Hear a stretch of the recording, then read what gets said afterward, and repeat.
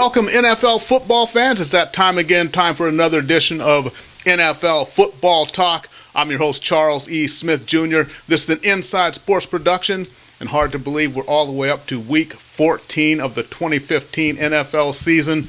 Teams are fighting for playoff spots, trying to clinch divisions. Everybody is coming down to the wire. It's going to be great.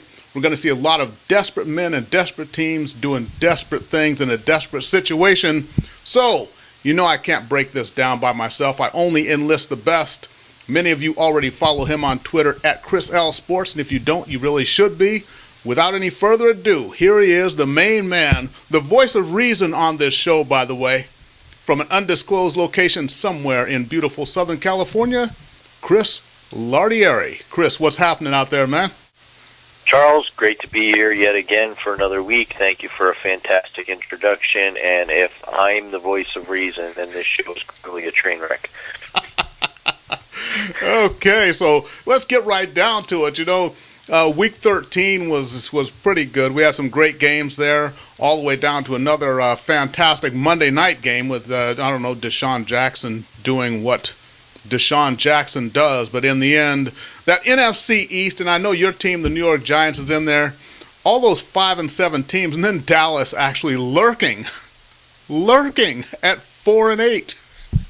First, bring some reason to which one of those 5-7 teams is actually good, which one is bad, and will this be the first time, maybe, that a team actually wins their division and then the coach gets fired a week later?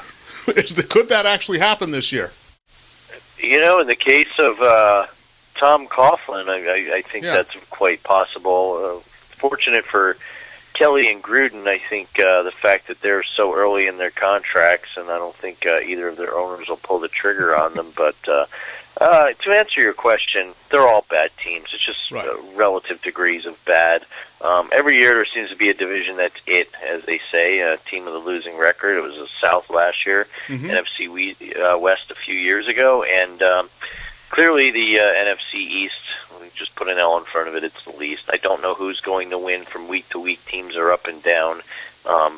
It's really ponderous, to say the least. So your guess is as good as mine, although I think we could rule out the Cowboys. Nice win against the Redskins, but I really have little or no faith in Matt Castle. I mean, like you mentioned, assist on that win goes to Deshaun Jackson, somewhat pulling the Manny Ramirez of football routine on Monday night, fumbling in near his own end zone. Yeah, that's true. And and that's what they talk about, situational football. When you look at that, the teams, when you're tied like that, all you need is a field goal. So he had the ball out at the 26-yard line with, a minute and a half to go. You got to trust your offense to go ahead and get those 30 yards that you need. Take that right there, yards, his team is going to win the game. So that's what he's got to do in that point. So I understand he's dynamic, he's fast, he's slick, he's emotional and all that, but you got to put that aside and play the situation, correct? Absolutely. It's called common sense here in the real world. And on top of that, this is what Bill Belichick gets praised for, these little minutiae, the details, the situations that they practice to the point of boredom to his team. But little plays like this that win games, win divisions, and get you in the playoffs. Yeah, definitely. So then the other team we got to talk about, up and coming, but maybe they're a little bit of ways away, and that is the Minnesota Vikings. And this past week when they just got smoked by the Seattle Seahawks. And when we look at this, we follow a trend here. Yes, they're 8-4, but look at the teams they played. And I'm not saying they played bad teams, but the teams they lost to, big game against Denver, they lose that one. The big game against Green Bay a few weeks ago, get smoked in that one. And against Seattle, they go ahead out there and get whooped. So all the teams that are really seasoned, veteran squads that know about winning and know about prime time seem to be able to get over on the Vikings when they need to. Yeah, their hands really playing in favor into what's been mediocre NFL this year. They beat the teams that they should, and the teams where they really want to separate themselves to show that they're men and not boys, they just can't do it. The Packers smacked them, the Seahawks smacked them. Remains to be seen here down the stretch. I think at the very least they'll get a wild card spot, but got to be concerned with the way Teddy Bridgewater is playing, and then hand in hand with that, when Adrian Peterson doesn't get enough carries, frankly, the team doesn't win. Yeah, that's true. And what I've seen, though, lately with Peterson is he has a good game, a bad game, a good game, a bad game. So he seems to be wavering tones here. Now, as we do the show here on Wednesday night, they've yet to play this Thursday against the Arizona Cardinals, but Peterson's due for a big game, and I think really if they were to lose this one against the Cardinals, might see their confidence get shaken a little bit here because they are still a young team. Yeah, definitely, and they're going to have to go on the road to Green Bay late in the season, and that's going to be no easy task. And even though the Giants are playing terribly, I mean, technically that could possibly be another team in playoff contention in Week 16. So the road's not going to be any easier for them even after Arizona. Right. So I think, as you said, I think they're kind of looking at their record. Going at 8-4, I think they're all but a lock to get into the playoffs at this point. A lot of 6-6 teams, a few 7-5s, but I still like them to make the playoffs. It's a matter of how far they'll go after that. But we got to address the NFL fun police. They were out again this week. So, Odell Beckham he scores a touchdown and runs the high hurdles in the end zone. Antonio Brown returns a punt for the Steelers, and then he climbs the goalpost and slides back down, gets fined $11,000 for that display. Ooh. Seriously. Yeah, NFL really does stand for no fun league. I'm really glad Roger Goodell and his goon squad are cracking down on things like this, as opposed to, marginal issues like the fact that refereeing has been absolutely atrocious this season, capped off by one hit I saw in the Vikings-Seahawks game where Vikings defender sacked Russell Wilson while his head was going down, and they basically flagged him for a hit to the head. Right. Another similar penalty in the Chargers-Broncos game with Osweiler and Melvin Ingram. It's really ridiculous. And then the fact that these guys don't even know the rules half the time, and you're looking at least good 5 to 6 egregious calls on any given week, even though his PR squad and Dean Blandino deny the existence of any issues and quote statistics on how something like 4.3% of the calls are blown. But, we'll crack down on the Beckhams and the Browns of the world. That'll solve it, right? Yeah, exactly. Who cares if you really get a call right? And then they talk about, what is a catch, what isn't a catch, and we still don't truly know. But, hey, you know what? Maybe when one of us is making millions of dollars to make such decisions, we'll be able to shed some light on it for everybody. Absolutely, and I'm still trying to figure out what a football move is and how you can make one when you're on the ground. But regardless, they can address this every year. The competition committee meets. They choose to kind of kick the proverbial can down the road. They don't rewrite the rule. They don't clarify it. And you're just going to continue to have these problems. Yep. There we go. And as we've talked about, the football coming back to Los Angeles may be happening, may not be happening. January 12th, 13th, I guess they're going to finally figure it out. But if you were a betting man there, Mr. Lardieri, which I know you aren't because, gambling is bad and everything, and the NFL doesn't encourage it. But would you think this is finally where they're going to say football comes back to Southern California? It really looks like it. What do you think? It does, but you know what? I don't know what to believe with what Goodell said at that meeting and what he's got his friends in the media leaking or buzzing about. Mm-hmm. What I've read into is, he kind of left the door open for cities like St. Louis if they have a valid proposal that they're not going to relocate a team. But, I mean, really a short timeline. You've got to submit your proposals right after Christmas, and then they're going to decide in mid-January. What I'm reading and hearing, I've been listening to some San Diego sports radio to kind of get some insights on this. There are two factions of owners. There's the old guard, the Rooneys, the Maras, et ceteras of the world, and they're kind of siding with Dean Spanos. He's more of an old guard owner who's owned the Chargers, his family, since the 80s. And then you've got the new guard, the Jerry Jones, the Bob Krafts, people like that are going to side with Stan Kroenke because he's a new owner as well.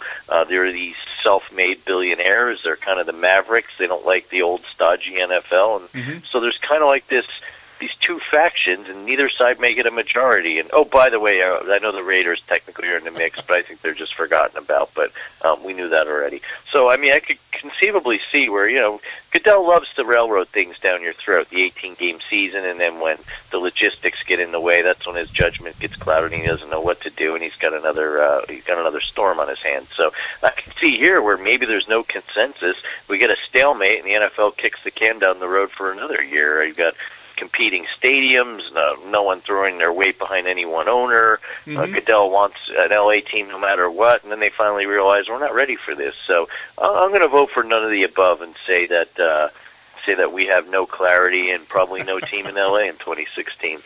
Oh, mercy. We just all know that it's coming. It's just a matter of when, really. I think it's a matter of if, not when, or excuse me, a matter of when and not if. But I think it's just going to hit us like a ton of bricks when it does, though.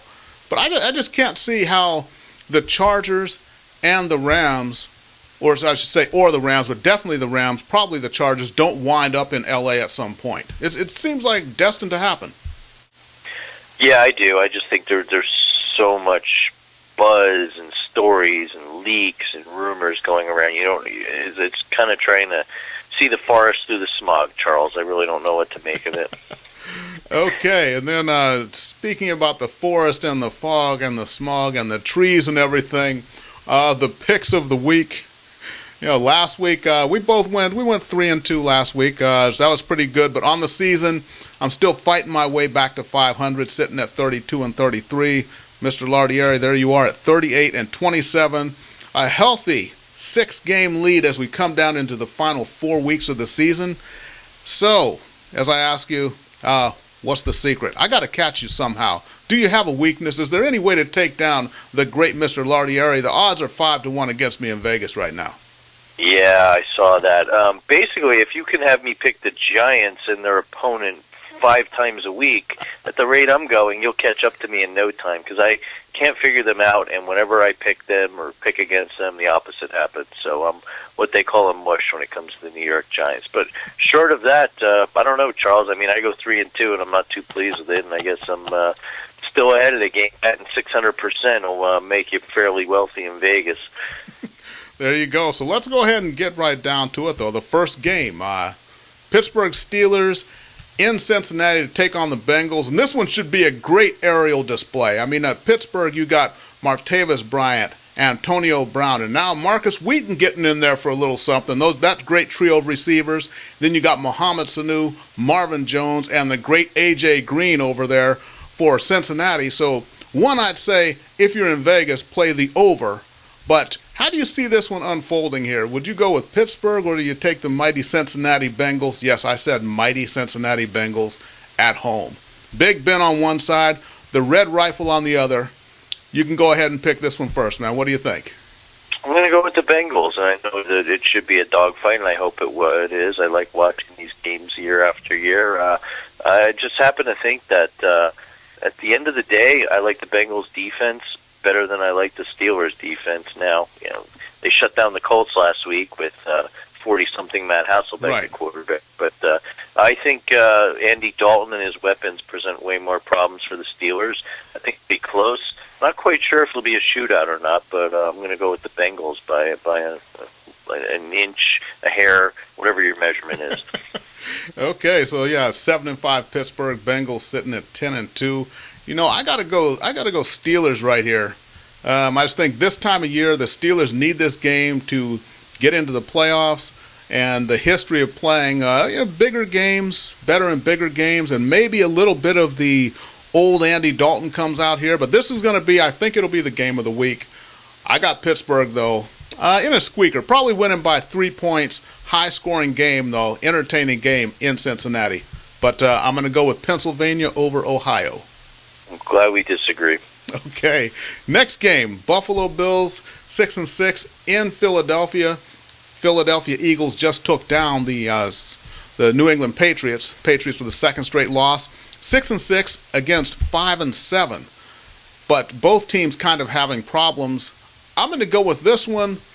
Buffalo has been up and down all season. The Eagles have been also, but I think home field advantage, and also the Eagles, they have to win at some point here. And with that weak NFC East, any team, if you go 500 down the stretch here, it should be enough to get you in. If the Eagles are going to turn this thing around, it's got to be now. So I'm going to go Eagles at home to beat the Buffalo Bills. What do you think? We're going to disagree for a second time. I'm going to go with the Bills. Two teams that I can't figure out. I know you can't, right. but I know they're up and down from week to week. What's leaning me towards the Bills, I really like the way Tyrod Taylor is playing. And at the end of the day, I'll take Tyrod Taylor here in December over Sam Bradford, who, while he had a nice game last week, is still completely erratic. And then, yes, and sorry, and I also said 600% earlier. I meant 600. And then also, I think LaShawn McCoy wants to get some revenge on his former team, the allegedly racist Chip Kelly. Don't you think that'll be a great story for ESPN and company? So Bills, it is. Okay, well.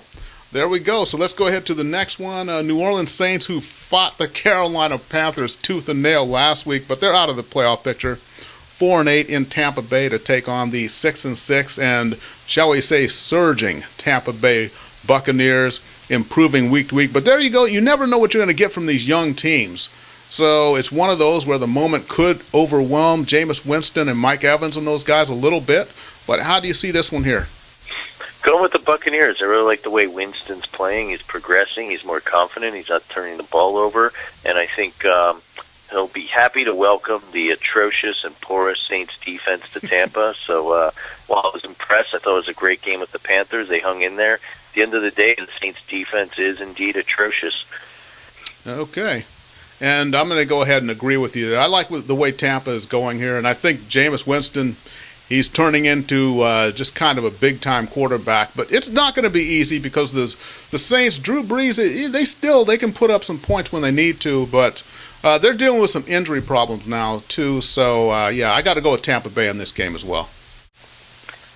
We agree. What's going on? This isn't good, Charles. I don't like the trend. Okay, and then speaking of injuries, the New England Patriots, who are just seems like they lose someone every week, but they've lost their last two games. New England, though, still sitting at a stout 10-2. They're in Houston. Houston fighting for their playoff lives. Houston at 6-6. I'm going to go ahead with this game. New England, obviously, at full strength, they're the better team. I think they're kind of running out of options, and I like the Houston defense here to make the difference in the game. I'm going to go with, by the narrowest of margins, I like Houston to hand New England a third straight loss here. Going to be a tight game, probably imperfectly played, but I'm going to go with Houston to improve their playoff standing. What do you think? Well, I agree with you that it'll be a sloppy game. I don't agree on the victor. I think it'll be the Patriots. All things considered, I really can't see Brian Hoyer beating Tom Brady. I mean, it's one thing for Bradford to beat him. Osweiler had a nice game, but I don't trust him. I think it could be a sluggish, defensive-oriented affair. But at the end of the day, I guess Tom Brady will somehow find a way to throw to his lone receiver left, Danny Amendola, and get a victory. Yeah, well, I got to go, I'm going to go with the Texans here. J.J. Watt to be the big difference maker this week. So this should be a fun game to watch. But like you said, imperfectly played. And definitely I think Tom Brady is the best quarterback on the field in this game. So let's get to the last one. And let's try to keep our hearts out of this game and just go with our heads here. But the New York Giants, your New York Giants in Miami to play my Miami Dolphins. Both teams up and down, both teams at 5-7. What do you think about this one here? I think I don't want to pick it, Charles. Can we get a mulligan and pick like Arizona, Minnesota instead? It's a far more compelling game. I don't know. What do you say? It's the Monday night game. Yeah. I mean, we got to listen to Gruden on top of that. So it's not looking too good. You know what? I'm going to pick the Giants just because one of these weeks I'm going to get a Giants game right. I think the magic will be there in the form of facing Ryan Tannehill. You know, they squeaked out an ugly win over the Ravens last week. I really don't have much faith in that team. The Giants still somehow have a very good shot at winning the division. You figure it's probably going to be like a Giants home game down there in South Florida with all the New York transplants who will inevitably show up.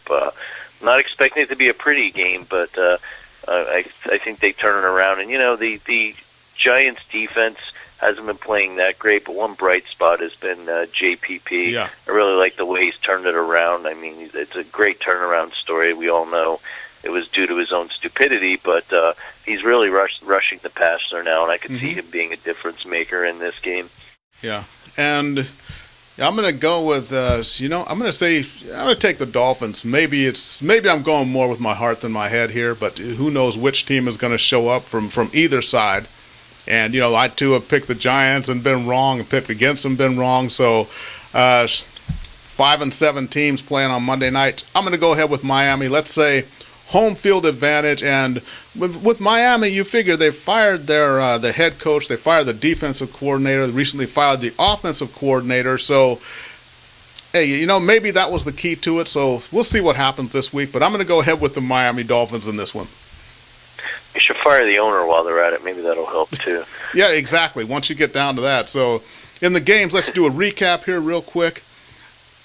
Pittsburgh and Cincinnati. I like Pittsburgh. Chris goes with Cincinnati. Buffalo at Philadelphia. I'm with Philadelphia. Chris goes with Buffalo. We both agree taking Tampa Bay over the New Orleans Saints, and then we disagree. Chris going with New England for the very obvious reasons. I'm going with Houston. And then splitting on the Monday night game, I'm taking the Miami Dolphins while Chris goes with his New York Giants. So we do the picks every week, and remember, we do a contest, but it's not about winning the contest. It's about really telling you guys what we think. So that's the integrity of the picks segment here. But before we sign off, remember, always give Chris a little bit of time to talk and share his wisdom and fantastic football knowledge with everybody out there. So, Chris, what have you got for us this week?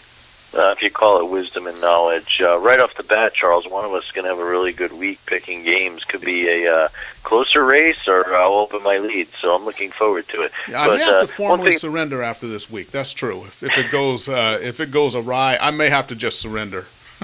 Well, with my luck, I wouldn't iron the white flag just yet. But watching the games on Sunday, I mean, the last few weeks have featured some really just classic endings. Seems like every Thursday, Sunday, or Monday night, thanks to this NFL app, my son and I will catch the end of a game, and it just turns into a great barn burner. You've got the Aaron Rodgers Hail Mary. You've got the Washington-Dallas game. Even watching on Sunday that Carolina-New Orleans game was great back and forth. And you're seeing a kind of a dichotomy with really great close games and just utterly boring, abysmal games. And I guess that's the new NFL. We've got a lot of parity, a lot of mediocrity, frankly, but somehow it ends up that you get these barn burners, and we've got great playoff races. And no matter what, I think it's official that the NFL is just Teflon, and people are going to watch this separate of concussions, fines, expansion to L.A., all the noise, it just gets tuned out, and the product is still what people like, and the ratings are through the roof. Yeah, true. Well, that's what I tell people. It comes down to NFL. They ask me what's my favorite sport. And actually, honestly, my favorite sport is NHL hockey, because I played hockey for so long. But football, I tell them, it's like crack. Honestly, there's no other league that could play once a week and flavor the entire week the way the NFL does. So I've watched NFL football since I was a kid, and despite its many flaws and the rule changes and what's a catch and not allowing you to hit anywhere, I don't know what the hit area is, anything that, I don't know. I think you're going to be only able to hit in the mid-thigh area or something at some point, but they keep tweaking the rules. I keep getting upset, and I keep on watching. So, hey, you know what? They've got me. I think I'm an NFL fan for life. Yeah, I think you're stuck. All righty, everybody. So remember, catch us here every single week, whether you're watching on YouTube or you're watching on Vimeo. We do this for you every week during the regular season. Remember, you can follow me on Twitter at The Inside Sports. Follow Mr. Lardieri on Twitter at Chris L. Sports. Remember, keep on watching. We'll see you next week. The show is NFL Football Talk. This is an Inside Sports production, and thank you for watching.